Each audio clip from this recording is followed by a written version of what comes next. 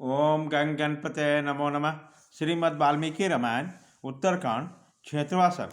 श्री राम के द्वारा शंभुक का वध, देवताओं द्वारा उनकी प्रशंसा, अगस्त आश्रम पर महर्षि अगस्त के द्वारा उनका सत्कार और उसके लिए आभूषण दान। क्लेश रहित कर्म करने वाले भगवान राम के ये वचन सुनकर नीचे मस्तक किया लटका हुआ तथाकथित तपस्वी इस प्रकार बोला। महायशस्वी राम, मैं शूद्र योनि में उत्पन्न हूँ और सदैव स्वर्लोक में जाकर देवत्व प्राप्त करना चाहता हूँ, इसलिए ऐसा उग्र तप कर रहा हूँ। कुकुश भूषण, मैं झूठ नहीं बोलता। देवलोक पर विजय पाने की इच्छा से तपस्या में लगा हूँ। आप मुझे शूद्र समझिए, मेरा नाम शंभुक है। इस प्रकार कह ही रहा था कि श्री रामचंद्र जी ने म्यान से तलवार चमचमाते हुए खींच ली और उसी से उसका सिर काट लिया। उसी शूद्र का वध होते इंद्र और अग्नि से संपूर्ण देवता बहुत ठीक कहकर भगवान श्री राम की बारंबार प्रशंसा करने लगे। उसी समय उसके ऊपर से सब ओर से वायु देवता द्वारा बिखरे गए दिव्य एवं परम सुगंध पुष्पों की बड़ी भारी वर्षा होने लगी। ये सभी देवता अत्यंत प्रसन्न होकर सत्य प्रकर्मी श्री राम से बोले, देव महामते, आपने देवताओं का ही कार्य संपन्न किया है। शत्रुओं का दमन करने वाले रघुकुल नंदन सौम्य श्री राम, आपके इस सत्क्रम से यशुद्ध शरीर स्वर्लोक में नहीं जा सकता, अतः आप जो वर चाहे मांग लें। देवताओं के वचन सुनकर सत्य प्रकर्मी श्री राम ने दोनों हाथ जोड़कर सहस्र नेत्रधारी देवराज इंद्र से कहा, यदि देवता मुझ पर प्रसन्न हो तो यह ब्राह्मण पुत्र जीवित हो जाए, और यही मेरे लिए सबसे उत्तम और अभीष्ट वर है। देवता लोग मुझे यही वर दे। मेरे ही किसी अपराध से ब्राह्मण का इकलौता बालक असमय ही काल के गाल में चला गया है। मैंने ब्राह्मण के सामने प्रतिज्ञा की थी कि मैं आपके पुत्र को जीवित कर दूंगा, अतः आप लोगों का कल्याण हो, आप उस ब्राह्मण बालक को जीवित कर दें, मेरी बात को झूठी न करें।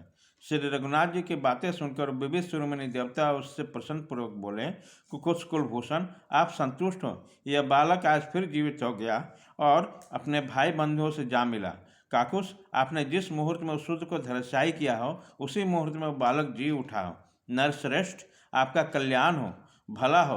अब हम अगस्त आश्रम को जा रहे हैं। रघुनंदन, हम महर्षि अगस्त का दर्शन करना चाहते हैं। उन्हें जलसैया लिए पूरा 12 वर्ष बीत गए। अब उन महातेजस्वी ब्रह्म ऋषि के जलसन संबंधी व्रत की दीक्षा समाप्त हुई है।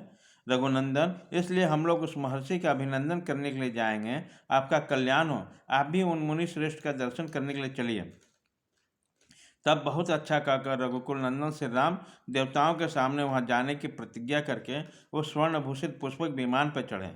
तत्पश्चात देवताओं बहुसंख्यक विमान पर आरूढ़ होकर वहां से प्रस्थित हुए। फिर श्री राम भी उन्हीं के साथ शीघ्रतापूर्वक कुंभज ऋषि के तपोवन को चल दिए। देवताओं का आया देख तपस्या की निधि धर्मात्मा अगस्त ने उन सबकी समान रूप से पूजा की। उनकी पूजा ग्रहण करके उन महामुनि का अभिनंदन करके वो सब देवता अनुचरों सहित बड़े हर्ष के साथ स्वर्ग को चले गए। उनके चले जाने पर श्री रघुनाथ जी ने पुष्पक विमान से उतरकर मुनिश्रेष्ठ अगस्त को प्रणाम किया। अपने तेज से प्रज्वलित से होने वाले महात्मा अगस्त का अभिवादन करके उत्तम आतिथ्य पाकर नरेश्वर श्री राम आसन पर बैठे। उसी समय महातेजस्वी महातपस्वी कुंभज मुनि ने कहा, नरश्रेष्ठ रघुनंदन, आपका स्वागत है। आप यहाँ पधारे, मेरे लिए बड़े सौभाग्य की बात है। महात्मा श्री राम, महाराज श्री राम, बहुत से उत्तम गुणों के कारण आपके लिए मेरे हृदय में बड़ा सम्मान है। आप मेरे आदरणीय अतिथि हैं और सदा मेरे मन में बसे रहते हैं। देवता लोग कहते हैं कि आप अधर्म प्राण शूद्र का वध करके आ रहे हैं तथा धर्म के बल से आपने ब्राह्मण के उस मरे हुए पुत्र को जीवित कर दिया है। रघुनंदन, आज रात को आप मेरे पास इस आश्रम में निवास कीजिए। कल सवेरे पुष्पक विमान द्वारा अपने नगर को जाइएगा। आप साक्षात श्रीमान नारायण हैं। सारा जगत आप ही में प्रतिष्ठित है और आप ही समस्त देवताओं को स्वामी तथा सनातन पुरुष हैं। सौम्य, यह विश्वकर्मा का बनाया हुआ दिव्य आभूषण है जो अपने दिव्य रूप और तेज से प्रकाशित हो रहा है।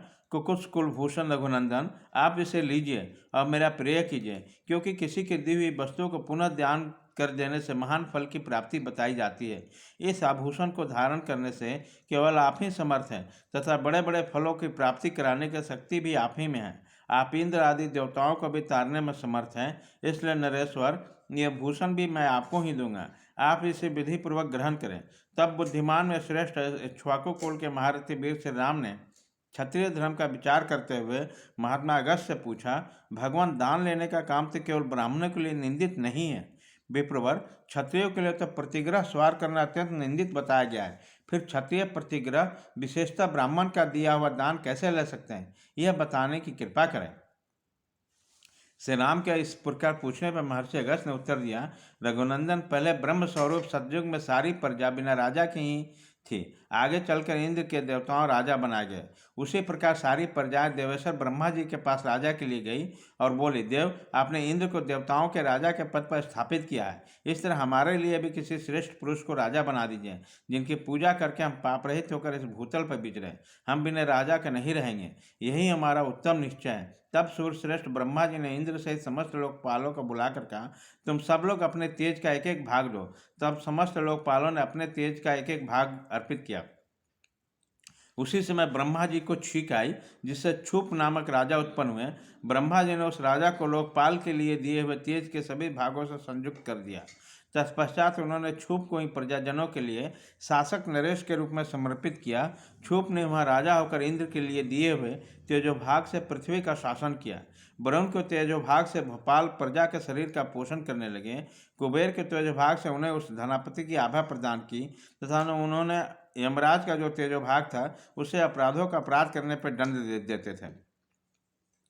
नरश्रेष्ठ रघुनंदन, आप भी राजा होने कारण सभी लोकपालों के तेज से संपन्न हैं। अतः प्रभो, इंद्र समेत तेज भाग के द्वारा मेरे उद्धार के लिए आभूषण ग्रहण कीजिए, आपका भला हो। तब भगवान श्री राम उन महात्मा मुनि के दिए हुए उस सूर्य के समान दीप्तिमान दिव्य विचित्र और उत्तम आभूषण को ग्रहण करके उपलब्धि के विषय में पूछने लगे। महायशस्वी मुनि, यह अत्यंत अद्भुत तथा दिव्य आकार से युक्त आभूषण आपको कैसे प्राप्त हुआ, अथवा इसे कौन और कहाँ से लेके आया? ब्राह्मण, मैं कौतूहलवश वही आपसे पूछ रहा हूँ, क्योंकि आप बहुत से आश्चर्यों की उत्तम निधि हैं।